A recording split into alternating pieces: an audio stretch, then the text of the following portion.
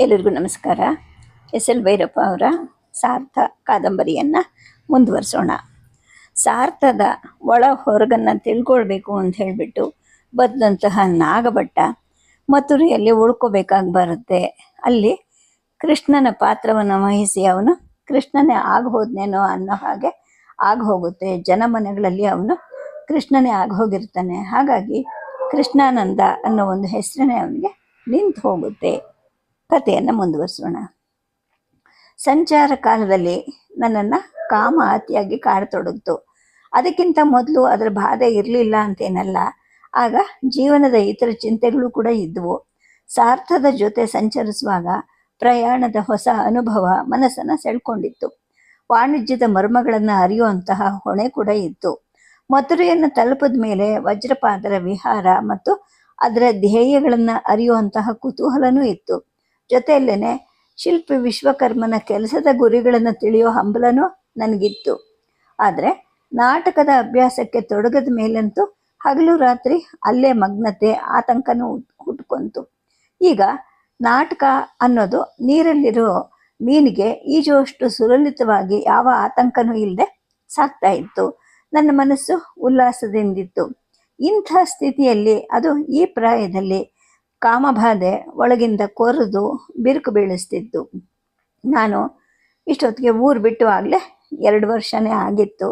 ಹೆಂಡತಿ ಹೆಚ್ಚು ಕಡಿಮೆ ಮರೆತೇ ಹೋಗಿದ್ಲು. ಮನಸ್ಸು ಸದಾ ಚಂದ್ರಿಕೆಯನ್ನು ನೆನೆಸ್ತಾ ಇತ್ತು.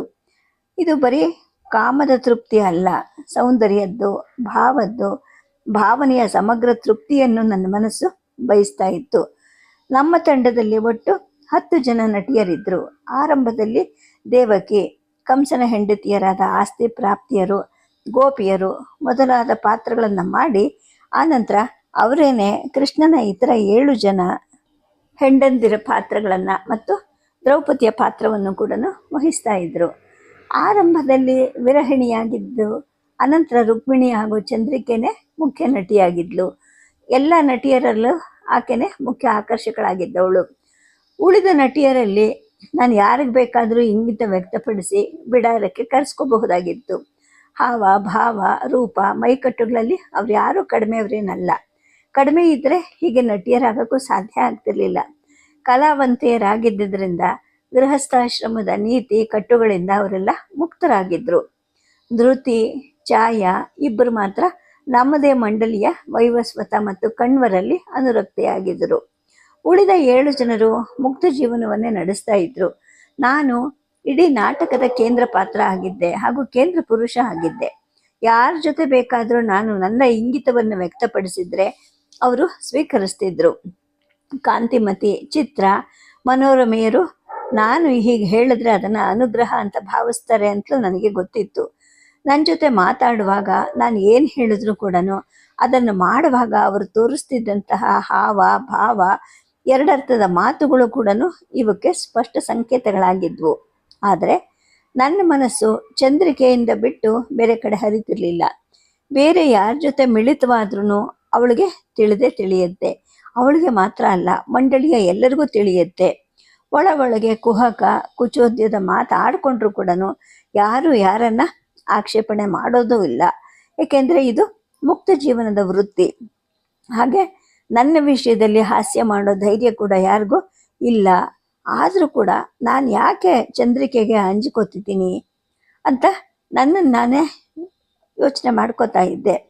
ನೀನು ಇಂಥ ನಡವಳಿಕೆಗೆ ಬಿಟ್ಟು ಹಗ್ಗ ಆಗಿದ್ಯಾ ಅಂತ ಅವಳು ಕೇಳಿಬಿಟ್ರೆ ಅನ್ನೋ ಒಂದು ಅಂಜಿಕೆ ನನಗಿತ್ತ ಅಂತ ನನಗೆ ಅರ್ಥ ಆಗ್ತಾ ಹೋಯಿತು. ನಾನು ಯಾರಲ್ಲೂ ಹೋಗೋದಿಲ್ಲ. ನನ್ನ ಶರೀರ ಧರ್ಮವನ್ನು ಅರಿತುಕೊಂಡು ತಣಿಸೋದು ನಿನ್ನ ಧರ್ಮ ಅಲ್ವಾ ಅಂತ ಪ್ರತಿ ಕೇಳಬೇಕು ಅನ್ನುವಂತಹ ಒಂದು ಸಮಾಧಾನ ನನ್ನಲ್ಲಿ ಮೂಡ್ತಾ ಇತ್ತು. ಆದರೆ ಅವಳನ್ನು ಹಾಗಂತ ಹೇಗೆ ಕೇಳೋದು? ಅವಳು ನನಗೆ ಅತ್ಯಂತ ಆತ್ಮೀಯಳೇನೋ ಆಗಿದ್ದಾಳೆ. ಅಡುಗೆಯವರು ನನ್ನ ಊಟ ಉಪಚಾರದ ವಿಷಯದಲ್ಲಿ ಎಷ್ಟೇ ಎಚ್ಚರಿಕೆ ವಹಿಸಿದರೂ ಕೂಡ ಅವಳು ಮತ್ತಷ್ಟು ವಿಶೇಷ ಗಮನ ಕೊಡ್ತಾಳೆ. ನನಗೇನು ಬೇಕು, ಏನು ಬೇಡ ಅನ್ನೋದನ್ನು ಅವರು ಅವಳನ್ನೇ ಕೇಳ್ತಾರೆ. ನನ್ನ ಮೇಲೆ ಅತ್ಯಂತ ಭಾವನಾ ಶಕ್ತಿಯನ್ನು ಆಕೆ ಪಡ್ಕೊಂಡಿದ್ದಾಳೆ ಅಂತ ಎಲ್ಲರಿಗೂ ಗೊತ್ತಿತ್ತು. ತಾನು ಮಾಡೋ ಪಾತ್ರವಾದಂತಹ ನನ್ನ ಪ್ರಣಯಿನಿ ಹಾಗೂ ಪಟ್ಟದ ರಾಣಿಯ ಕರ್ತವ್ಯಗಳನ್ನೆಲ್ಲ ಆಕೆ ಮಾಡ್ತಾಳೆ. ನಾವಿಬ್ಬರು ಒಂದೇ ಮನೆಯಲ್ಲಿ ಇರ್ತೀವಿ ಅಂದರೂ ಯಾರೂ ಆಶ್ಚರ್ಯ ಪಡುವುದಿಲ್ಲ. ಆದರೆ ಆಕೆ ತನ್ನ ದಾಸಿ ಚಾರುಮತಿ ಜೊತೆಗೆ ಬೇರೆ ಇರ್ತಾಳೆ.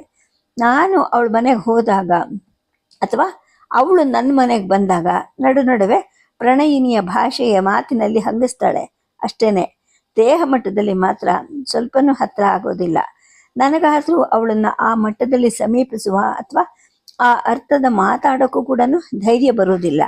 ಯಾಕೆ ಈ ಅಂಜಿಕೆ ಅಂತ ನನಗೆ ಯೋಚನೆ ಹುಟ್ಟುತ್ತಾ ಇತ್ತು. ಹಲವು ದಿನಗಳು ನನ್ನೊಳಗಿನ ಈ ಪ್ರಶ್ನೆಯಿಂದ ಕೊರಗದ ಮೇಲೆ ಒಮ್ಮೆ ನನಗೆ ಹೊಳೆಯಿತು, ಅವಳು ಪ್ರತಿದಿನವೂ ಕೂಡ ಧ್ಯಾನ ಮಾಡ್ತಾಳೆ, ಹಾಗೆಯೇ ಪಾತ್ರ ವಹಿಸ್ತಾಳೆ, ಎಲ್ಲರ ಜೊತೆಗೂ ಸರಸವಾಗಿ ಬೆರೀತಾಳೆ, ಕಲಿಯೋ ಆಸಕ್ತಿ ಇರೋರಿಗೆ ಸಂಗೀತ ಹೇಳ್ಕೊಡ್ತಾಳೆ, ನನಗೂ ಹೇಳ್ಕೊಡ್ತಾಳೆ. ಉಳಿದಂತೆ ತನಗಾಗಿ ಬಿಡಿಸ್ಕೊಂಡಿದ್ದ ಮನೆಯ ಒಂದು ಕೋಣೆಯಲ್ಲಿ ಕೂತು ಸದಾ ಧ್ಯಾನ ಮಗ್ನಳಾಗಿರ್ತಾಳೆ. ಈ ಸಂಗತಿ ಚಾರುಮತಿ ನಾನು ಇಬ್ಬರನ್ನ ಬಿಟ್ಟು ಬೇರೆ ಯಾರಿಗೂ ಗೊತ್ತಿಲ್ಲ. ಯಾರಿಗೂ ಹೇಳ್ಕೊಡ್ದು ಅಂತಲೇ ಅವಳು ಕಟ್ಟುನಿಟ್ಟಾಗಿ ಅಪ್ಪಣೆ ಮಾಡಿದ್ದಾಳೆ.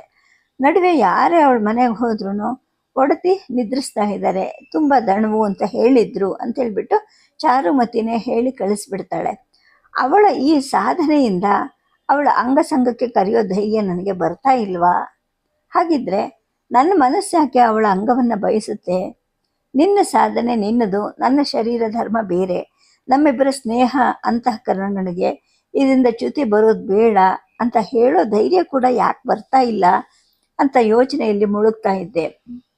ಹಾಗೆ ಹೇಳಿದ್ರೆ ಅವಳ ಕಣ್ಣಲ್ಲಿ ನಾನು ಕಡಿಮೆ ಆಗ್ತೀನಿ ಅನ್ನೋ ಅಂಜಿಕೆ ಇರಬಹುದಾ ಅಂತ ಒಂದು ಅನುಮಾನ ಹುಟ್ಟುತ್ತಾ ಇತ್ತು. ಅವಳ ಮೇಲೆ ಕೋಪನೂ ಬರ್ತಾ ಇತ್ತು. ಒಂದಿನ ಅಂತೂ ಅವಳ ಜುಟ್ಟನ್ನು ಹಿಡಿದು 2 ಕೆನ್ನೆಗಳಿಗೂ ಬಾಸುಂಡೆ ಬರೋ ಹಾಗೆ ಹೊಡೆಯೋಣವಾ ಅನ್ನೋ ಒಂದು ಕಲ್ಪನೆ ಬಂತು. ಹೊರಗೆ ನಡೆಯೋ ಎಷ್ಟೋ ಘಟನೆಗಳು, ಅನ್ಯರ ಮನಸ್ಸಿನ ಎಷ್ಟೋ ಭಾವನೆ ಆಲೋಚನೆಗಳು ಅವಳಿಗೆ ಧ್ಯಾನ ಸ್ಥಿತಿಯಲ್ಲಿ ತಿಳಿಯುತ್ತೆ ಅನ್ನೋದು ನನಗೆ ಗೊತ್ತಿತ್ತು. ಹಾಗೆಯೇ ನಾನು ಹೀಗೆ ದೇಹ ಬಯಕೆಯಿಂದ ತೊಳಲ್ತಾ ಇರೋದು ಅವಳಿಗೆ ಗೊತ್ತಾಗ್ತಾ ಇಲ್ವಾ ಅನ್ನೋ ಒಂದು ಆಲೋಚನೆಯೂ ಒಂದ್ಸಲ ಹುಟ್ಟಿತು. ಅಕಸ್ಮಾತ್ ಈಗಾಗಲೇ ಆಕೆಗೆ ತಿಳಿದಿದ್ರೆ ಅನ್ನೋ ಒಂದು ಸಂಭಾವ್ಯತೆ ಕಂಡು ನನಗೆ ನಾಚಿಕೆ ಆಯಿತು, ಜೊತೆಗೆ ಅಂಜಿಕೆನೂ ಆಯಿತು. ಮರುದಿವಸ ಬೆಳಗ್ಗೆ ಅವಳು ಕುಶಲವನ್ನು ವಿಚಾರಿಸೋಕ್ಕೆ ನನ್ನ ಮನೆಗೆ ಬಂದಾಗ ಅವಳ ಮುಖವನ್ನು ಕತ್ತೆತ್ತಿ ನೋಡೋಕ್ಕೂ ನನಗೆ ಹಿಂಜರಿಕೆ ಆಗ್ತಾ ಇತ್ತು. ನನ್ನ ಒಳಗಿನ ಎಲ್ಲವನ್ನೂ ಆಕೆ ತಿಳ್ಕೊಂಡಿದ್ದಾಳೆ ಅನ್ನೋ ಒಂದು ಕಳ್ಳ ಭಯ ನನಗೆ ಪ್ರಾರಂಭ ಆಯಿತು. ಹೀಗೆ 4-6 ದಿನ ಕಳೆದ ನಂತರ ಇದ್ದಕ್ಕಿದ್ದ ಹಾಗೆ ಒಂದು ದಿವಸ ತುಂಬ ಕೋಪ ಹುಟ್ಕೊಂತು. ನಾನು ಇಷ್ಟೊಂದು ನರಳ್ತಾ ಇರೋದು ಆಕೆಗೆ ಗೊತ್ತಿದ್ರೂ ಕೂಡ ಶಮನಗೊಳಿಸದೆ ಏನು ತಿಳಿದಿರೋಳ ಹಾಗೆ ನಟಿಸ್ತಾ ಇದ್ದಾಳಲ್ಲ, ಇವಳಿಂದ ದೂರ ಹೋಗಬೇಕು, ಈ ನಾಟಕ ಯಾತ್ರೆಯಿಂದಲೇ ದೂರ ಹೋಗಬೇಕು, ಅಥವಾ ಅವಳನ್ನು ಈ ಯಾತ್ರೆಯಿಂದ ಹೊರಹಾಕಿ ಅವಳು ಮಾಡೋ ಪಾತ್ರವನ್ನು ಬೇರೆ ಯಾರ ಕೈಯಲ್ಲಾದರೂ ಮಾಡಿಸ್ಬೇಕು. ಇಷ್ಟು ತಿಂಗಳಿಂದ ಇಷ್ಟು ಸಲ ಇದೇ ನಾಟಕವನ್ನು ಮತ್ತೆ ಮತ್ತೆ ಆಡಿರೋದ್ರಿಂದ ಎಲ್ಲ ಪಾತ್ರಗಳ ಮಾತು, ಗೀತ, ಅಭಿನಯಗಳು ಎಲ್ಲರಿಗೂ ಬಂದಿದೆ. ಇವಳು ಇಲ್ದಿದ್ರೂ ನಾಟಕ ನಡೆಯುತ್ತೆ. ಈ ವಿಚಾರವನ್ನು ಶರ್ಮರಿಗೆ ಮತ್ತು ದತ್ತರಿಗೆ ಹೇಳಿಬಿಡಬೇಕು. ಇವಳಿಲ್ದೇ ನಾಟಕ ನಡೆಯುತ್ತೆ. ಹಾಗೆ ಈ ಕೃಷ್ಣನಂತ ಕೃಷ್ಣನ ಪಾತ್ರ ವಹಿಸ್ತಿದ್ರೆ ಮಾತ್ರ ನಡೆಯೋದಿಲ್ಲ. ನಾನು ಹಠ ಹಿಡಿದ್ರೆ ಅವರು ನನ್ನ ಬೇಡಿಕೆಯನ್ನು ಮನ್ನಿಸ್ತಾರೆ ಅಂತ ಮನಸ್ಸಿನಲ್ಲೇ ತೀರ್ಮಾನ ಮಾಡಿಕೊಂಡೆ. ಆದರೆ ಮನಸ್ಸಲ್ಲಿ ಈ ತೀರ್ಮಾನದ ಕಲ್ಲು ಹೊರೆಯನ್ನು ಹೊತ್ತು ಅವಳ ಜೊತೆ ಅಭಿನಯಿಸುವಾಗ ಸ್ನಿಗ್ಧ ಭಾವವೇ ಒಸರ್ತಾ ಇರಲಿಲ್ಲ. ಶರ್ಮರು ಬರೆದು ಕಲಿಸಿದ ಸಂಭಾಷಣೆಯನ್ನು ಶುಷ್ಕವಾಗಿ ಒಪ್ಪಿಸ್ತಾ ಇದ್ದೀನ ಅಂತ ಅನ್ನಿಸ್ತಿತ್ತು. ಅಷ್ಟು ಸಲದ ಅಭಿನಯ ಅಭ್ಯಾಸ ಆಗಿದ್ದರಿಂದ ಆ ಐಬು ಬೇರೆ ಯಾರಿಗೂ ಗೊತ್ತಾಗ್ತಿರ್ಲಿಲ್ಲ. ಅವಳಿಗೂ ಗೊತ್ತಾಗಿಲ್ವಾ ಅಂತ ನನಗನ್ನಿಸ್ತಾ ಹೋಯಿತು. ಮರುದಿನ ಬೆಳಗ್ಗೆ ಸ್ನಾನ, ಲಘು ಉಪಹಾರಗಳನ್ನು ತೀರಿಸೋಷ್ಟರಲ್ಲಿ ಚಾರುಮತಿ ಬಂದಳು. ಒಡತಿ ನಿಮ್ಮನ್ನು ಈಗಲೇ ಕರ್ಕೊಂಬರಕ್ಕೆ ಹೇಳಿದ್ದಾರೆ ಅಂತ ಅಂದ್ಲು. ನಾನಿನ್ನೂ ನನ್ನ ತೀರ್ಮಾನವನ್ನು ಶರ್ಮಾ ಮತ್ತು ದತ್ತರಿಗೆ ಹೇಳಿರಲಿಲ್ಲ. ಆದರೆ ಹೇಳಲೇಬೇಕು ಅಂತ ಮನಸ್ಸಿನಲ್ಲಿ ಖಚಿತ ನಿರ್ಧಾರ ಮಾಡಿಕೊಂಡಿದ್ದೆ. ಆದ್ದರಿಂದ ಚಂದ್ರಿಕೆ ಮೇಲಿನ ಕೋಪ ಸ್ವಲ್ಪನೂ ನನಗೆ ಆರಿರಲಿಲ್ಲ. ನನ್ನ ಕೋಪವನ್ನು ದಾಸಿ ಎದುರಿಗೆ ತೋರಿಸ್ಕೊಳ್ಳೋದು ನನ್ನ ಗೌರವಕ್ಕೆ ಕುಂದು ಅಂತ ಎಚ್ಚರಿಕೆ ಆಯಿತು. ಈಗ ಬೇರೆ ಕೆಲಸ ಇದೆಯಲ್ಲ ಅಂದೆ. ಒಡತಿ ತಾವೇ ಬರ್ತಾ ಇದ್ರು, ತುಂಬ ಮುಖ್ಯವಾದ ಮಾತಿದೆಯಂತೆ. ಇಲ್ಲಾದರೆ ನಡುವೆ ಯಾರಾದರೂ ಬಂದು ಅಡಚಣೆ ಆಗಬಹುದು. ನಮ್ಮ ಬಿಡದಿಯಲ್ಲಾದರೆ ಯಾರೂ ಬರೋದಿಲ್ಲ, ಅವ್ರನ್ನ ಕರ್ಕೊಂಡು ಬಾ ಅಂತ ಹೇಳಿದ್ರು ಅಂತ ನಿಂತ್ಕೊಂಡ್ಳು. ಮೃದು ಮಾತಿನಿಂದ, ಅಂತಃಕರಣ ಪೂರ್ವಕದ ಒತ್ತಾಯದಿಂದ ತನ್ನ ಒಡತಿಯ ಇಷ್ಟವನ್ನು ಇವಳು ಹೇಗಾದರೂ ಪೂರೈಸ್ತಾಳೆ. ಈ ವಿಚಾರ ನನಗೆ ಬಹಳ ಹಿಂದೆನೇ ಅರ್ಥ ಆಗಿತ್ತು. ಹಾಗಾಗಿ ಅವಳು ಹಿಂದೆನೇ ಹೋದೆ. ಹೆಚ್ಚು ದೂರ ಏನೋ ಅವ್ರ ಮನೆ ಇರಲಿಲ್ಲ, ಹತ್ತಿರದಲ್ಲೇ ಇತ್ತು. ಏಕೆಂದರೆ ಎಲ್ಲರಿಗೂ ಒಂದೇ ಕಡೆ ಮನೆ ಏನು ಸಿಕ್ಕಿರಲಿಲ್ಲ. ಉಳಿದವ್ರನ್ನೆಲ್ಲ ಒಟ್ಟಿಗೆ 2 ದೊಡ್ಡ ಮನೆಯಲ್ಲಿ ಇಟ್ಟಿದ್ರು. ನನಗೆ, ಚಂದ್ರಿಕೆಗೆ, ಶರ್ಮಾ ದತ್ತರಿಗೆ ಮಾತ್ರ ಪ್ರತ್ಯೇಕ ಬಿಡದಿಗಳಿದ್ವು. ಒಂದೇ ಕಡೆ ಮಾಡಿದ ಅಡುಗೆಯನ್ನು ಎಲ್ಲ ಕಡೆಗೆ ಒಯ್ದು ಬಡಿಸುವಂತಹ ವ್ಯವಸ್ಥೆನೂ ಅಲ್ಲಿ ಇತ್ತು. ಈ ಕಾಂಪಿಲ್ಯದಲ್ಲಿ ಯಥೇಚ್ಛವಾಗಿ ದೊರೆಯುವಂತಹ ಚೆಂಡು ಹೂವಿನಿಂದ ಕಟ್ಟಿದ ಒಂದು ಹಾರವನ್ನು ಚಂದ್ರಿಕೆ ನನಗೆ ಹಾಕಿ ನನ್ನನ್ನು ಸ್ವಾಗತಿಸಿದ್ಲು. ನಾನು ಯಾವಾಗ ಹೋದರೂ ಕೂಡ ಅವಳು ತೀರ ಒಂದು ಗೇಳಿನ ಪುಷ್ಪಮಾಲೆಯನ್ನಾದರೂ ನನ್ನ ಕೊರಳಿಗೆ ಹಾಕದೇ ಇರ್ತಿರ್ಲಿಲ್ಲ. ವಿಶೇಷ ಅತಿಥಿಯನ್ನು ಗೌರವಪೂರ್ವಕವಾಗಿ ಸ್ವಾಗತಿಸುವಂತಹ ರೀತಿ ಅದು. ಆದರೆ ಇದು ಅತಿಥಿ ಸ್ವಾಗತದ ಸೂಚಕ ಆಗಿರಲಿಲ್ಲ. ನಾನು ಅಂದರೆ ಅವಳಲ್ಲಿದ್ದ ವಿಶೇಷ ಭಾವದ ಗುರುತಾಗಿತ್ತು. ನನ್ನ ಕೈ ಹಿಡಿದು ತನ್ನ ಒಳಕೋಣೆಗೆ ಕರ್ಕೊಂಡು ಹೋದ್ಲು. ಅದು ಅವಳ ಮಲಗೋ ಕೋಣೆ ಆಗಿತ್ತು. ಧ್ಯಾನಕ್ಕೆ ಕೂರೋ ಕೋಣೆನೂ ಅದೇ ಇರಬಹುದು ಅಂತ ಕಾಣುತ್ತೆ. ನನ್ನನ್ನು ಒಳಗಿನ ಪಲ್ಲಂಗದ ಮೇಲೆ ಕೂರಿಸಿದ್ಲು. ಹೊರಗಡೆ ಹೋಗಿ ಚಾರುಮತಿ ಜೊತೆ ಹೇಳಿದ್ಲು, ಯಾರು ಬಂದ್ರೂ ನಾನು ಮನೇಲಿ ಇಲ್ಲ ಅಂತ ಹೇಳು. ಹಾಗೆ ಕೃಷ್ಣಾನಂದರು ಬಂದಿರೋದನ್ನು ಹೇಳಬೇಡ ಅಂತ ಹೇಳಿದ್ದು ನನಗೂ ಕೇಳಿಸ್ತು. ಆನಂತರ ಒಳಗೆ ಬಂದ್ಲು, ಬಾಗಿಲನ್ನು ಮುಚ್ಚಿದ್ಲು, ನನ್ನ ಪಕ್ಕದಲ್ಲಿ ಕೂತ್ಕೊಂಡ್ಲು, ನನ್ನ 2 ಕೈಗಳನ್ನು ಹಿಡ್ಕೊಂಡ್ಲು. ಇಷ್ಟು ದಿನ ಒಳಗೆ ಇಷ್ಟೊಂದು ತೊಳಲ್ತಾ ಇದ್ದವನು ನನಗೆ ಯಾಕೆ ಹೇಳಲಿಲ್ಲ? ನಿನಗೆ ಬೇಕಾದ ಬಯಕೆಯನ್ನು ಪೂರೈಸುವಂತ ಕೇಳೋ ಸಂಪೂರ್ಣ ಅಧಿಕಾರ ನಿನ್ನದೇ ಅಲ್ವಾ ಅಂತ ಅಂದ್ಲು. ನಾನು ಅವಳ ಮುಖವನ್ನು ನೋಡಿದೆ. ಅವಳ ಕಣ್ಣು, ಹುಬ್ಬು, ಇಡೀ ಮುಖ ಮಾತ್ರ ಅಲ್ಲ, ಕುತ್ತಿಗೆ, ತೋಳು, ಮೈಕಟ್ಟುಗಳೆಲ್ಲ ಅವಳ ಮಾತಿನ ಭಾವವನ್ನು ಪ್ರಕಾಶಿಸ್ತಿದ್ವು. ನಾನು ಈಗ ಗೊಂದಲದಲ್ಲಿ ಬಿದ್ದೆ. ಅಂದರೆ ನನ್ನ ಅಧಿಕಾರವನ್ನು ಇವಳು ಸಂಪೂರ್ಣವಾಗಿ ಒಪ್ಕೊಂಡಿದ್ದಾಳೆ. ನಾನು ಯಾಕೆ ಕೇಳಲಿಲ್ಲ? 1 ನಿಮಿಷದಲ್ಲಿ ಗೊಂದಲವನ್ನು ಕಿತ್ತುಕೊಂಡು ಹೊರಬಂದು ಹೇಳಿದೆ, ಸರಿ, ನಾನು ಇಷ್ಟೊಂದು ತೊಳಲ್ತಾ ಇದ್ದೀನಿ ಅಂತ ಗೊತ್ತಿದ್ರು ನೀನು ಯಾಕೆ ನನ್ನನ್ನು ಕರೀಲಿಲ್ಲ ಅಂದೆ. ಗೊತ್ತಿದ್ರೆ ಖಂಡಿತ ಕರೀತಿದ್ರೆ, ನನ್ನ ಮಾತನ್ನು ನಂಬು ಅಂತ ತನ್ನ ಬಲಗೈಯನ್ನು ನನ್ನ ಎದೆ ಮೇಲಿಟ್ಟು ಹೇಳಿದ್ಲು. ಬೇರೆಯವರಿಗೆ ಏನಾಗುತ್ತೆ ಅನ್ನೋದು ಪ್ರತಿದಿನವೂ ಧ್ಯಾನದಲ್ಲಿ ನನಗೆ ಬೋಧೆ ಆಗುತ್ತೆ ಅಂತ ಅಲ್ವಾ ನೀನು ಅಂದ್ಕೊಂಡಿರೋದು? ವಾಸ್ತವವಾಗಿ ಹಾಗಾಗೋದಿಲ್ಲ. ಬೇರೆಯವರಿಗೆ ಆಗೋದು ಒಮ್ಮೊಮ್ಮೆ ತನಗೆ ತಾನೇ ಬೋಧೆ ಆಗೋದೇನೋ ನಿಜ, ಆದರೆ ಸದಾ ಆಗೋದಿಲ್ಲ. ನಿಶ್ಚಯ ಮಾಡಿದ್ರೆ ಮನಸ್ಸು ಎಲ್ಲಿಗೆ ಬೇಕೋ ಅಲ್ಲಿಗೆ ಅರಿತುಕೊಂಡು ಹಿಂತಿರುಗುತ್ತೆ. ಆದರೆ ಮನಃಶಕ್ತಿಯನ್ನು ಧ್ಯಾನಿಯಾದವನು ಆ ರೀತಿ ಬಳಸಬಾರ್ದು ಅಂತ ನನ್ನ ಗುರುಗಳು ಹೇಳಿದ್ದಾರೆ. ನಿನ್ನೆ ದಿವಸ ನಾಟಕದಲ್ಲಿ ನಿನ್ನ ಶುಷ್ಕ ಅಭಿನಯ ನನಗೆ ಅರ್ಥ ಆಯಿತು. ಏನಾಗಿದೆ ಇವನಿಗೆ ಅಂತ ಗಾಬರಿನೂ ಆಯಿತು. ಮನೆಗೆ ಹಿಂತಿರುಗಿದವಳು ಅದನ್ನು ತಿಳ್ಕೊಳ್ಳೋ ನಿಶ್ಚಯದಿಂದ ಧ್ಯಾನ ಮಾಡಿದೆ. ಆಗ ನಿನ್ನ ಈ ತೊಳಲಾಟ, ಅದರ ಇತಿಹಾಸದ ಜೊತೆಗೆ ನನಗೆ ತಿಳಿಯಿತು. ನನ್ನ ಕೃಷ್ಣ ಎಷ್ಟೊಂದು ಸಂಕಟ ಪಟ್ಟಿದ್ದಾನಲ್ವಾ ಅಂತ ಸಂಕಟನೂ ಆಯಿತು ಅಂತ ಹೇಳ್ತಾನೆ ಅವಳ ಕಣ್ಣಿನ ಅಂಗಳು ಒದ್ದೆ ಆಯಿತು. ನೇತ್ರದ ಮುಖಾಂತರ ಹರಿಯುವಂಥ ಪ್ರಕಾಶ ಸ್ನಿಗ್ಧವಾಯಿತು. ಅಂದರೆ ನನ್ನ ತೀರ್ಮಾನನೂ ನಿನಗೆ ಬೋಧೆ ಆಯಿತಾ ಅಂತ ನಾನು ಕೇಳಿದೆ. ತಿಳಿದು ಇವಳು ನನ್ನನ್ನು ಉಪೇಕ್ಷಿಸ್ತಾ ಇದ್ದಾಳೆ, ಕಾಡ್ತಾ ಇದ್ದಾಳೆ ಅಂತ ನೀನು ಅಂದ್ಕೊಂಡಿದ್ಯಾ ಅಲ್ವಾ? ನಾನು ಇಲ್ಲಿರುವಾಗ ಬೇರೆ ಯಾರನ್ನು ಕರೆಯೋಕ್ಕೆ ನಾಚಿಕೆಗಳಿಂದ ನೀನು ನನ್ನನ್ನು ಮಂಡಳಿಯಿಂದ ಹೊರಹಾಕಿಸೋ ತೀರ್ಮಾನ ಮಾಡಿದ್ಯಾ ಅಲ್ವಾ ಅಂತ ಅವಳು ಹೇಳಿದ್ಲು. ಇದು ತಿಳಿದ ಮೇಲೆ, ಅಂದರೆ ಈಗ ನಿನಗೆ ನನ್ನ ಮೇಲೆ ಕೋಪ ಬಂದಿಲ್ವಾ ಅಂತ ನಾನು ಕೇಳಿದೆ. ಅವಳು ಹೇಳಿದ್ಲು, ಪ್ರೀತಿನೇ ಕೋಪದ ಒಳ ಆಧಾರ ಅಂತ ನನಗೆ ಅರ್ಥ ಆಗಲ್ವಾ? ತನ್ನ ಪುಟ್ಟ ಕೈಗಳನ್ನೆತ್ತಿ ತಾಯಿಯನ್ನು ಪಟಪಟ ಹೊಡೆಯೋ ಮಗುವಿನ ಮನಸ್ಸಲ್ಲಿರೋದು ಕೇವಲ ಪ್ರೀತಿ ಮತ್ತು ಅವಲಂಬನೆಗಳು ಮಾತ್ರ ಅಂತ ಹೇಳ್ತಾ ಅವಳು ನನ್ನ ತೆಳುವಾದ ಬಿಳಿ ಅಂಗಿಯನ್ನು ಕಳಿಸಿದ್ಲು. ನನ್ನ ಭುಜ, ಎದೆ, ಹೊಟ್ಟೆಗಳನ್ನು ಪ್ರೀತಿಯಿಂದ ಸವರತೊಡಗಿದ್ಲು. ಪಲ್ಲಂಗದ ಮಧ್ಯಭಾಗಕ್ಕೆ ಸರಿದು ತಾನು ಚಕ್ಕಳ ಮಕ್ಕಳ ಹಾಕ್ಕೊಂಡು ನನ್ನನ್ನು ತನ್ನ ತೊಡೆ ಮೇಲೆ ಮಲಗಿಸ್ಕೊಂಡು ತಬ್ಬಿ ನನ್ನೆದೆಯನ್ನು ನೀವಿ ತನ್ನ ದೃಷ್ಟಿ ಪ್ರಕಾಶದಿಂದ ನನ್ನ ದೃಷ್ಟಿಯನ್ನು ಹರಿಸತೊಡಗಿದ್ಲು. ಅಂದರೆ ಇವಳು ಪ್ರೌಢಳು, ನುರಿತವಳು, ನನಗಿಂತ ಅಗಾಧ ಜ್ಞಾನ ಉಳ್ಳವಳು. ಗಂಡಸಿಗೆ ಸಹಜವಾದ ಭಾವನೆಯಿಂದ ಇವಳನ್ನ ವಶಪಡಿಸ್ಕೊಳ್ಳೋ ಪ್ರಯತ್ನಕ್ಕಿಂತ ನಾನು ಇವಳ ವಶವಾಗಿ ಒಪ್ಕೊಳ್ಳದ ವಿಹಿತ ಅನ್ನೋ ಒಂದು ಆಲೋಚನೆ ನನ್ನಲ್ಲಿ ಹುಟ್ಟಿತು. ಅವಳ ಪ್ರೌಢ ಸ್ವಾಧೀನ ಶಕ್ತಿಯ ಅರಿವಿನಲ್ಲಿ ಕರಗ್ತಿದ್ದ ನಾನು ನನ್ನ ಪಾಲಿನ ಕ್ರಿಯೆಯಲ್ಲೂ ಕೂಡ ಉದ್ಯುಕ್ತ ಆಗಲಿಲ್ಲ. ಅವಳು ನನ್ನನ್ನು ತಬ್ಬಿ ಹಿಡಿದಿದ್ಲು. ಅವಳ ಎಡಗೈ ನನ್ನ ತಲೆಗೆ ಆಸರೆಯಾಗಿತ್ತು, ತೊಡೆಗಳು ಬೆನ್ನಿಗೆ ಆಸರೆಯಾಗಿದ್ವು. ಹಾಲುಡ್ಸೋಕ್ಕೆ ಕರ್ಕೊಂಡ ಮಗುವಿಗೆ ತಾಯಿಯ ತೊಡೆ ಮತ್ತು ಹಸ್ತಗಳು ಒತ್ತಾಸೆಯ ವಿನ್ಯಾಸಗೊಳ್ಳುವ ಹಾಗೆ. ಅವಳ ಬಲಗೈ ನನ್ನ ಬೆನ್ನನ್ನು ಬಳಸಿ ನನ್ನನ್ನು ತನ್ನೆದೆಗೆ ಒತ್ಕೋತಾ ಇದ್ವು. ಕೃಷ್ಣ ಬಾಬಾ, ನನ್ನ ಕೃಷ್ಣ ಅಂತ ಅವಳು ನನ್ನ ಕಿವಿಯಲ್ಲಿ ಉಸಿರ್ತಾ ಇದ್ಲು. ಆದರೆ ತಾನು ವಿವಸ್ತ್ರಳಾಗಿರಲಿಲ್ಲ. ಅವಳನ್ನು ವಿವಸ್ತ್ರಗೊಳಿಸೋದು ನನ್ನ ಪಾತ್ರ ಅಲ್ವಾ? ಆದರೆ ನನ್ನ ಪಾತ್ರ ನನಗೆ ಮರೆತು ಹೋಗ್ತಾ ಇದೆ. 2 ಪಾತ್ರಗಳು ಸಂಪೂರ್ಣ ಸ್ವಾಧೀನಳಾದ ಅವಳವು ಅನ್ನೋ ಒಂದು ಅರಿವು ನನಗೆ ಮೂಡಿತು. ಅವಳು ಹೇಗೆ ಮಾಡಿಸಿದ್ರೆ ನಾನು ಹಾಗೆ ಮಾಡ್ತಾ ಇದ್ದೆ. ನನ್ನ ಮುಖ ಅವಳ ಎದೆಗೆ ಒತ್ತಿತ್ತು, ಕಣ್ಣುಗಳು ಮುಚ್ಕೊಂಡಿದ್ವು. ಅದೇ ಸ್ಥಿತಿಯಲ್ಲಿ ತುಸು ಹೊತ್ತು ಇದ್ದ ನಂತರ ನನ್ನ ಕಾಲು ತೊಡೆಗಳು ಗಟ್ಟಿ ಹಲಗೆಗೆ ಒತ್ತಾ ಇರೋ ಹಾಗೆ ಭಾಸ ಆಯಿತು. ಮುಖವನ್ನು ಅವಳ ಎದೆಯಿಂದ ಬಿಡಿಸ್ಕೊಂಡು ಅತ್ತ ತಿರುಗಿ ಎಡಗೈಯಿಂದ ಮೇಲುಹಾಸನ ಮುಟ್ಟಿ ನೋಡಿದೆ. ವಾಸ್ತವವಾಗಿ ಅದೊಂದು ಮರದ ಮಂಚ ಆಗಿತ್ತು. ಹಲಗೆ ಮೇಲೆ ಒಂದು ಮೇಲುಹಾಸನ ಮಾತ್ರ ಹಾಕಿದ್ಲು. ಹಾಸಿಗೆ ಇರಲಿಲ್ಲ, ದಿಂಬು ಇರಲಿಲ್ಲ. ಅಂದರೆ ಇವಳು ಪ್ರತಿದಿನವೂ ಈ ಒರಟು ಹಲಗೆ ಮೇಲೆ ಮಲ್ಕೋತಾಳ? ಧ್ಯಾನನೂ ಇಲ್ಲೇನಾ? ಇದ್ರ ಮೇಲೆ ಕೂತ್ಕೊಂಡ? ನಿದ್ದೆ ಇಲ್ಲ. ಇದು ಇವಳ ಧ್ಯಾನದ ಕೋಣೆ ಅಂತ ಒಂದು ಅರಿವಾಯಿತು. ಅವಳ ತೊಡೆಗಳಿಂದ ಮೇಲೆದ್ದು ಕೂತ್ಕೊಂಡೆ. ಯಾಕೆದ್ದೆ? ಬಾ ಅಂತ ಅವಳು ಎಳೆದುಕೊಳ್ಳೋಕ್ಕೆ ನನ್ನ ಭುಜವನ್ನು ಹಿಡಿದ್ಲು. ಒಂದು ಕ್ಷಣ ಮಾತಾಡದೇ ಇರೋ ಹಾಗೆ ನಾನು ಅವಳಿಗೆ ಸನ್ನೆ ಮಾಡಿದೆ. ನಾಟಕದಲ್ಲಿ ಪ್ರೀತಿಯ, ಪ್ರಣಯಿನಿಯ, ವಧುವಿನ, ಪತ್ನಿಯ, ಇತರ 7 ಸವತಿಯರ ಜೊತೆಗೆ ಅತ್ಯಂತ ತಾಳ್ಮೆ, ಔದಾರ್ಯಗಳಿಂದ ನಡೆಯೋ ಗುಣವತಿಯಾಗಿ ಸದಾ ಹಂಸತೂಲಿಕಾ ತಲ್ಪದಲ್ಲಿರುವಂತಹ ರಾಜಮಹಿಷಿ ರುಕ್ಮಿಣಿಯ ಪಾತ್ರ ವಹಿಸೋ ಇವಳು ಅಂತರಂಗದಲ್ಲಿ ಸದಾ ಸನ್ಯಾಸಿನಿಯಾಗಿರ್ತಾಳೆ.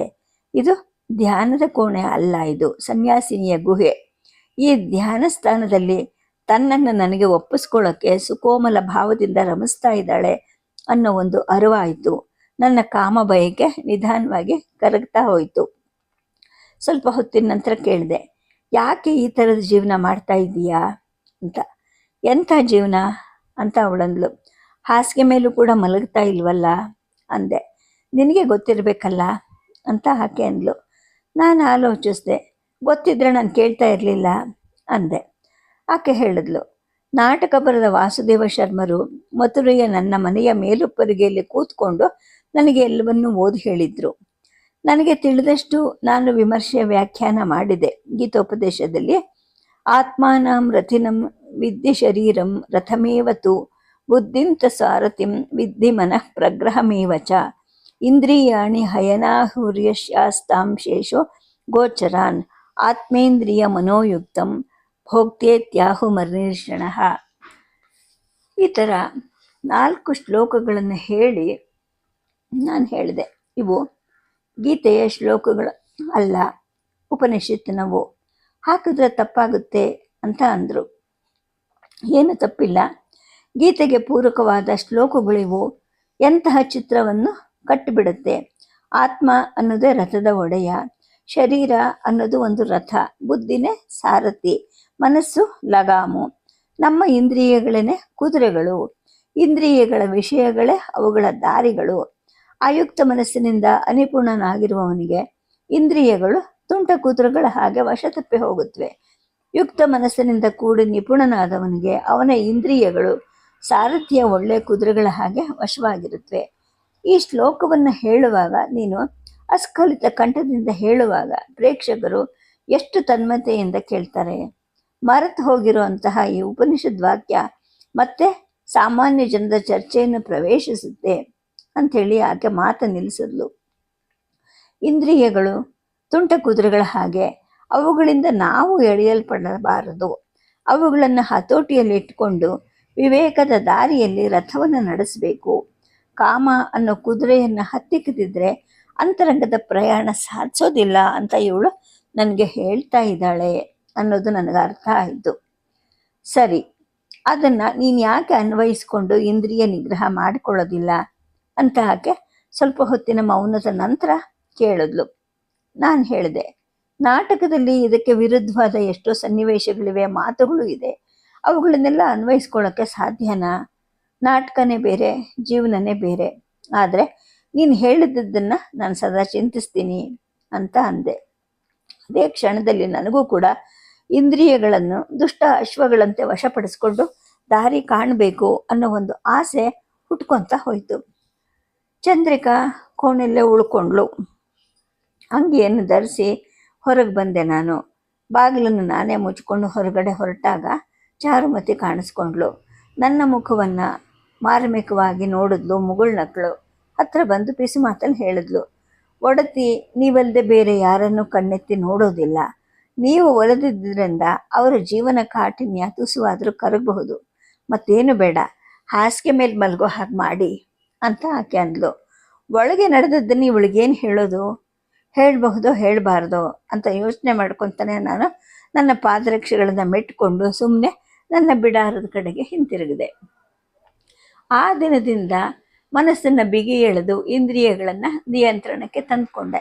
ಆದರೆ ನಾಟಕದಲ್ಲಿ ನಡೆಸುವಾಗ ಮಾತ್ರ ಕಷ್ಟ ಆಗ್ತಿತ್ತು. ಇವಳು ಅಂತರಂಗದಲ್ಲಿ ಸನ್ಯಾಸಿನಿ, ಪ್ರಣಯ, ಪ್ರೀತಿ, ಶೃಂಗಾರ ಮೊದಲಾದ ಯಾವ ಇಂದ್ರಿಯ ಸಂಬಂಧಿ ಭಾವನೂ ಇಲ್ಲದೆ ಇರೋವಳು ಪರಿಣತಿಯಿಂದ ನಟಿಸ್ತಾ ಇದ್ದಾಳೆ.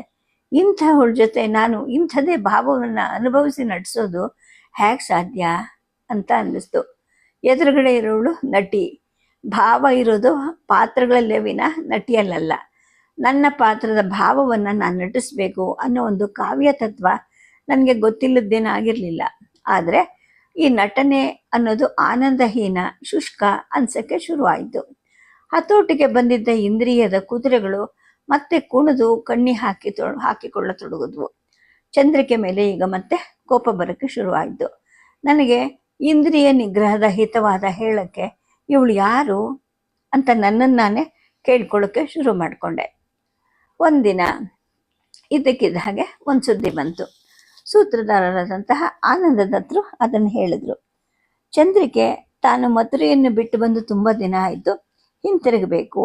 ತಾನು ಮಾಡ್ತಿರೋ ಪಾತ್ರಗಳನ್ನು ಬೇರೊಬ್ಬರಿಗೆ ವಹಿಸಿ ಈ ಕಾಂಪಿಲ್ಯವನ್ನು ಬಿಟ್ಟು ಮುಂದಿನ ಪಟ್ಟಣವಾದ ಇಂದ್ರಧಾರೆಗೆ ಹೋದ ನಂತರ ಬೇರೆಯವರು ಈ ಪಾತ್ರಗಳನ್ನು ವಹಿಸಲಿ. ತನ್ನ ನೃತ್ಯ ಗೀತೆಗಳನ್ನು ತಾನು ಈಗಿನಿಂದಲೇ ಅವಳಿಗೆ ಅಭ್ಯಾಸ ಮಾಡಿಸ್ತೀನಿ ಅಂತ ಹೇಳಿದ್ರು. ಚಂದ್ರಿಕೆ ವಿರಮಿಸೋ ಪಾತ್ರಕ್ಕೆ ಸುಗಂಧಿನೇ ತಕ್ಕವಳು ಅಂತ ಸೂತ್ರಧಾರರು ಮತ್ತು ನಾಟಕಕಾರರು ತೀರ್ಮಾನಿಸಿದ್ರು. ನನ್ನ ಅಭಿಪ್ರಾಯವನ್ನು ಅವರು ಕೇಳಿದ್ರು. ಯಾಕೆ ಹೀಗೆ ಇದ್ದಕ್ಕಿದ್ದ ಹಾಗೆ ಹೊರಟು ಬಿಟ್ಲು, ನನಗೆ ಮೊದಲು ತಿಳಿಸಿ ಆಮೇಲೆ ಉಳಿದವ್ರಿಗೆ ಹೇಳಬೇಕಲ್ವಾ ಅಂತ ನನಗನ್ನಿಸ್ತು. ಅಂದರೆ ಅವಳ ಹೃದಯದಲ್ಲಿ ನನ್ನದು ಏಕಮೇವ ಸ್ಥಾನ ಅಂತ ನನ್ನ ಭಾವನೆ, ನನ್ನ ಭ್ರಮೆ ಆಗಿದೆಯಾ ಅನ್ನೋ ಒಂದು ಪ್ರಶ್ನೆ ಮೂಡುತ್ತೆ ಮೊದಲೇ ನಾನು ಒಂದು ರೀತಿ ನಿಸ್ತೇಜನಾಗ್ಬಿಟ್ಟೆ. ಯಾವ ಉತ್ತರವನ್ನು ನಾನು ಕೊಡಲಿಲ್ಲ. ಕಳೆ ಇಂಗಿದ ನನ್ನ ಮುಖವನ್ನು ನೋಡಿದ ದತ್ತರು ಸಾಂತ್ವನದ ಧ್ವನಿಯಲ್ಲಿ ಹೇಳಿದರು, ನಾಟಕದ ಜೀವನನೇ ಹೀಗೆ, ನಾವೆಲ್ಲರೂ ನಟರು, ಸಂಬಂಧ ಭಾವನೆಗಳು ಕೂಡ ಅಷ್ಟೇ ಅಂತ ಅಂದರು. ಆದರೆ ಅವರು ಮಾತು ಕಿವಿಯಿಂದ ಒಳಗೆ ನನಗೆ ಪ್ರವೇಶವೇ ಆಗಲಿಲ್ಲ. ಸ್ವಲ್ಪ ಹೊತ್ತು ಕಾದ ನಂತರ ಅವರಂದರು, ನೃತ್ಯ ಗೀತೆಗಳಲ್ಲಿ ಸುಗಂಧಿ ಸಮಕ್ಕೆ ಬೇರೆ ಯಾರೂ ಇಲ್ಲ. ತರುಣಿ ಮತ್ತು ಪ್ರೌಢೆಯ ಪಾತ್ರ ಎರಡಕ್ಕೂ ಹೊಂದೋ ಮುಖ ಹಾಕ್ಯದು ಅಂತ ಹೇಳಿದ್ರು. ಬೇರೆ ಕೆಲಸಗಳಿದ್ದರಿಂದ ಆತ ಹೊರಟು ಹೋದರು. ನಾನೇ ಹೋಗ್ಬಿಟ್ಟು ಯಾಕೆ ಹೋಗ್ತಾ ಇದೀಯಾ ಅಂತ ಚಂದ್ರಿಕೆಯನ್ನು ಕೇಳಲಾ ಅಂತ ನನಗನ್ನಿಸ್ತು. ನನ್ನ ಜೊತೆ ರಸಮಯವಾಗಿ ಪಾತ್ರ ನಿರ್ವಹಿಸೋಕ್ಕೆ ನಿನಗೆ ಆಗ್ತಾ ಇಲ್ಲ, ಅಲ್ಲದೆ ಮತ್ತೆ ನಿನ್ನನ್ನು ಕಾಮ ಪೀಡಿಸ್ತಾ ಇದೆ. ನಾನು ಇಲ್ಲಿರೋ ತನಕ ಬೇರೆ ಯಾರನ್ನು ಕೂಡೋದು ನಿನಗೆ ಸಾಧ್ಯ ಇಲ್ಲ. ನನಗೂ ಕೂಡ ನಟನೆ ಬೇಸರ ಬರೆಸಿದೆ, ನೀನು ಸಂತೋಷವಾಗಿರು ಅಂತ ಅವಳು ಹೇಳಿಬಿಟ್ರೆ ಅಂತ ಅನ್ನಿಸ್ತು. ಹಾಗೆ ಹೇಳ್ತಾಳೆ, ಹೇಳೋದೇನು, ಅವಳ ಮನಸ್ಸು ನಿರ್ಧರಿಸಿರೋದೇ ಹಾಗೆ ಅಂತ ನನ್ನ ಮನಸ್ಸು ಮತ್ತೆ ಮತ್ತೆ ವಿಶ್ಲೇಷಣೆ ಮಾಡ್ತಾ ಹೋಯಿತು. ಅವಳು ಧ್ಯಾನದಲ್ಲಿ ನನ್ನ ಮನಸ್ಸನ್ನು ಬಿಡಿಸಿ ಬಿಡಿಸಿ ನೋಡ್ತಾಳೆ. ಧ್ಯಾನದ ವಿಶೇಷ ಶಕ್ತಿಯಿಂದ ನೋಡೋದೇನು ಬೇಡ, ಸಾಮಾನ್ಯ ಬುದ್ಧಿಯಿಂದ ವಿಶ್ಲೇಷಿಸಿದ್ರು ಕೂಡ ಇವಕ್ಕಿಂತ ಬೇರೆ ನಿಷ್ಕರ್ಷಗಳು ಕಾಣೋದಿಲ್ಲ ಅಂತ ನನಗನ್ನಿಸ್ತು. ಅವಳನ್ನು ಭೇಟಿ ಮಾಡೋದು, ಭಾವಕವಾಗಿ ಮಾತಾಡೋದು, ಮನಸ್ಸು ಮತ್ತೆ ಜರ್ಜರಗೊಳ್ಳೋದು ಇವ್ಯಾವುದು ಬೇಡ ಅನ್ನಿಸ್ತು. ನಾನು ಹಾಗೆ ಸುಮ್ಮನಾಗ್ಬಿಟ್ಟೆ. ಕಾಂಪಿಲ್ಯದಲ್ಲಿ ಇರೋವರೆಗೂ ನಾನು ಅವಳು ರಂಗದ ಮೇಲೆ ಸಂಧಿಸ್ತಿದ್ವಿ. ನಮ್ಮ ಪಾತ್ರಗಳನ್ನು ನಟಿಸಿ ನಮ್ಮ ಪಾಡಿಗೆ ನಾವು ವಿರಮಿಸ್ತಾ ಇದ್ವಿ. ಇಂದ್ರಧಾರೆಯ ಜನರು ಚಂದ್ರಿಕೆಯ ಅಭಿನಯವನ್ನು ನೋಡಿರಲಿಲ್ಲ. ಎಲ್ಲರೂ ಸುಗಂಧಿಯ ಅಭಿನಯ ಮತ್ತು ನೃತ್ಯ ಗೀತೆಗಳನ್ನು ಮೆಚ್ಚಿಕೊಂಡ್ರು. ನನ್ನ ಜೊತೆ ವೈಮನಸ್ಯ ಬಂದು ಚಂದ್ರಿಕೆ ಮಂಡಳಿನ ಬಿಟ್ಟು ಹೋದ್ಲು ಅನ್ನೋ ಒಂದು ಅಭಿಪ್ರಾಯ ನಮ್ಮ ತಂಡದ ಎಲ್ಲರಲ್ಲೂ ಪ್ರಚಲಿತವಾಗಿತ್ತು. ಜೊತೆಗೆ ನನ್ನ ಮೌನ ಕೂಡ ಈ ಅಭಿಪ್ರಾಯವನ್ನೇ ಗಟ್ಟಿಗೊಳಿಸಿದೆ ಅಂದ್ಬಿಟ್ಟು ವಾಸುದೇವ ಶರ್ಮ ಮತ್ತು ಆನಂದದತ್ತರು ಕೂಡ ಹೇಳಿದ್ರು. ನಾನು ಅದಕ್ಕೂ ಉತ್ತರ ಹೇಳಲಿಲ್ಲ. ಯಾರಿಗೂ ಹೇಳ್ಕೊಳಕ್ಕಾಗದೆ, ಹೇಳದೆ ಮನಸ್ಸಿನಲ್ಲಿ ಮುಚ್ಚಿಟ್ಕೊಳ್ಳಿರ್ಬೇಕಾಗದಂತಹ ಅಮೂಲ್ಯ ಭಾವದ ಬೆಸುಗೆ ನಮ್ಮಿಬ್ಬರಲ್ಲೂ ಇತ್ತು. ಈಗ ಅದು ಗತವಾಗಿದ್ರೂ ಸರಿ, ಯಾರಿಗೂ ಹೇಳಬಾರ್ದು ಅಂತ ನಾನು ನಿಶ್ಚಯ ಮಾಡಿಕೊಂಡೆ. ಇಂದ್ರಧಾರೆಯಲ್ಲಿ 2ನೇ ದಿನ ನನ್ನ ಜೊತೆ ಬೆಳದಿಂಗಳ ರಾತ್ರಿ ಯಮುನಾ ತಟದ ಮರಳದ ಮೇಲೆ ಸಮೃದ್ಧವಾಗಿ ಹಾಡಿ ಕುಣಿದು 3ನೇ ದಿನ ರುಕ್ಮಿಣಿಯಾಗಿ ನನ್ನ ಕೈ ಹಿಡಿದ ನಂತರ ಸುಗಂಧಿ ನನ್ನೊಬ್ಬನನ್ನೇ ರಂಗದಿಂದ ತುಸು ದೂರ ಕರ್ಕೊಂಡು ಹೋದ್ಲು. ನನ್ನ ಅಭಿನಯ ನಿಮಗೆ ಒಪ್ಪಿಗೆ ಆಯ್ತಾ ಅಂತ ಕೇಳಿದ್ಲು. ಭಾವಪ್ರಕಾಶದಲ್ಲಿ ಚಂದ್ರಿಕೆ ಮುಂದೆ ಇವಳೇನೂ ಅಲ್ಲ ಅನ್ನೋದು ಎಲ್ರಿಗೂ ಗೊತ್ತಿದ್ದ ಸಂಗತಿ. ಅದು ಇವಳಿಗೂ ಗೊತ್ತು. ಎಂಥ ಕತ್ಲೆಯಲ್ಲೂ ಕೂಡ ಮಿಂಚಿ ಹರಿಯೋ ಹಾಗೆ ಅವಳು ಭಾವವನ್ನು ಒಸರಿಸ್ತಿದ್ಲು, ಜಿನಿಗೆ ಹರಿಸ್ತಿದ್ಲು, ಮುಖದಲ್ಲಿ ಮಡುಗಟ್ಟಿಸ್ತಾ ಇದ್ಲು, ನಿಲುವು ಭಂಗಿಗಳಲ್ಲಿ ಸಾಕಾರಗೊಳಿಸ್ತಿದ್ಲು. ಅವಳ ಹುಬ್ಬು, ಕಣ್ಣು, ಮೂಗು, ತುಟಿ, ಬಾಯಿಯ ಆಕಾರಗಳೆಲ್ಲವೂ ಭಾವಾಭಿವ್ಯಕ್ತಿಗೆಂದೇ ಸೃಷ್ಟಿಸಿದ ಅಪೂರ್ವ ಪವಾಡಗಳಾಗಿದ್ವು. ಆದರೆ ಪಾಪ ಇವಳು ರೂಢಿಸಿಕೊಂಡಂತಹ ನಟಿ, ಪ್ರಮುಖ ಮತ್ತು ಪ್ರಭಾವಶಾಲಿ ಪಾತ್ರಧಾರಿಯಾದ ನನ್ನ ಮೆಚ್ಚುಗೆ ಪ್ರೋತ್ಸಾಹಗಳು ಇಲ್ಲದೆ ತಾನು ಮುಖ್ಯ ನಟಿಯಾಗಿ ಉಳಿದು ಬೆಳೀಲಾರಳು ಅನ್ನೋದನ್ನು ವ್ಯಕ್ತಪಡಿಸೋಕ್ಕೇನೆ ಅವಳು ಈ ಮಾತನ್ನು ಕೇಳಿದಳೆ ಅಂತ ನನಗೆ ಅರ್ಥ ಆಯಿತು. ಪ್ರೋತ್ಸಾಹಪೂರ್ವಕವಾಗಿ ನಾನೇ ಅವಳಿಗೆ ಹೇಳಿದೆ ಮೊದಲ ದಿನವೇನೆ. ಅದಕ್ಕೂ ಮೊದಲು ಅಭ್ಯಾಸ ಕಾಲದಲ್ಲಿ ಮೆಚ್ಚುಗೆಯನ್ನು ಹೇಳಬೇಕಾಗಿತ್ತು. ನಾನು ಆ ಕರ್ತವ್ಯವನ್ನು ಮಾಡಿರಲಿಲ್ಲ. ನಾನು ಹೇಳಿದೆ, ಸುಗಂಧಿ, ನಿನ್ನ ಅಭಿನಯ ಎಷ್ಟು ಪರಿಪೂರ್ಣವಾಗಿದೆ ಅಂದರೆ ನಿನ್ನೆಯಿಂದ ನಿಜ ಜೀವನದಲ್ಲೂ ನೀನು ನನ್ನ ಮನಸ್ಸನ್ನು ಆಕ್ರಮಿಸ್ಕೊಂಡಿದ್ಯಾ. ಇವತ್ತಿನ ನಾಟಕ ಮುಗಿದ ತಕ್ಷಣ ನಿನ್ನನ್ನು ಕೈ ಹಿಡಿದು ನನ್ನ ಬಿಡದಿಗೆ ಎಳ್ಕೊಂಡು ಹೋಗ್ಬಿಡ್ಬೇಕು ಅಂತ ಅನಿಸುತ್ತೆ ಅಂದೆ. ಆಡಿ ಮುಗಿಸಿದ ಮೇಲೆ ನಿರ್ಲಜ್ಜನಾಗ್ಬಿಟ್ಟೆ. ಕಾಮಾತುರಣಂ ನ ಭಯಂ ನ ಲಜ್ಜಾ ಅನ್ನೋದು ನನ್ನ ಮನಸ್ಸಲ್ಲಿ ಚುಚ್ಕೊಂತು. ಆದರೆ ನನ್ನ ಮಾತನ್ನು ಕೇಳಿ ಸುಗಂಧಿಯ ಮುಖ ಅರಳಿತು, ಮಂದಹಾಸ ಬೀರ್ತು. ಸದ್ಯಕ್ಕೆ ಕಥೆಯನ್ನು ನಿಲ್ಲಿಸಿರ್ತೀನಿ. ನಮಸ್ಕಾರ.